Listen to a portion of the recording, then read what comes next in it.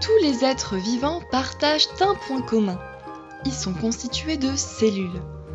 Les humains, les plantes, les animaux sont un immense ensemble de cellules et même les bactéries sont constituées d'une unique cellule. Ces cellules s'organisent en tissus, comme dans la peau, dans les cheveux ou dans les os.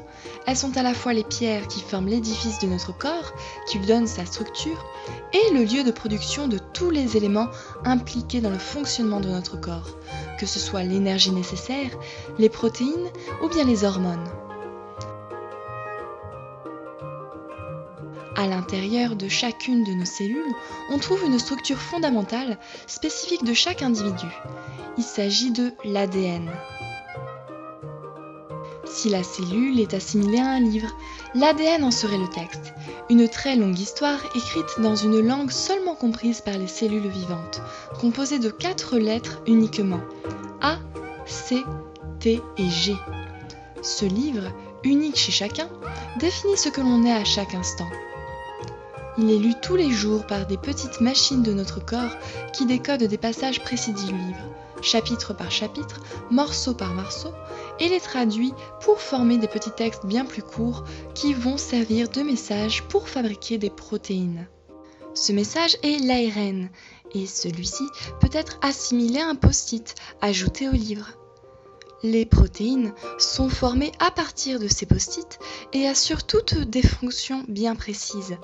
Ce sont ces protéines qui vont être utilisées comme rouage pour notre corps. La biologie synthétique se sert de la compréhension de ces mécanismes pour créer des systèmes biologiques nouveaux, présentant des fonctionnalités innovantes qui n'existent pas dans la nature. Tout d'abord, nous définissons les éléments nécessaires au fonctionnement de notre système. Puis, ces éléments sont assemblés. Enfin, la construction est testée. Le dispositif est validé ou invalidé, en fonction du succès de l'assemblage.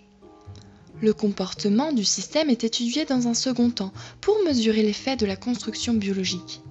De cette manière, une nouvelle machinerie est créée et peut être intégrée dans un organisme, comme une bactérie, lui donnant des propriétés nouvelles qu'elle n'avait pas jusqu'alors. Ces nouveaux organismes, génétiquement modifiés, sont bien sûr très contrôlés, c'est pour cela qu'ils n'impactent pas la biodiversité. Dans notre projet, une machine va être intégrée dans une bactérie pour supprimer l'ADN de la cellule. Si l'on reprend l'exemple du livre, la machine serait une sorte de Pac-Man capable de manger toutes les lignes de l'histoire et ainsi laisser les pages du livre vides. Pour que ce soit possible, une nouvelle page est ajoutée au début du livre et à sa lecture, la machinerie du Pac-Man se met en place. De cette manière, on va pouvoir effacer toute l'histoire de la bactérie et laisser les pages de son livre blanches. À vous d'imaginer l'histoire et les possibilités nouvelles.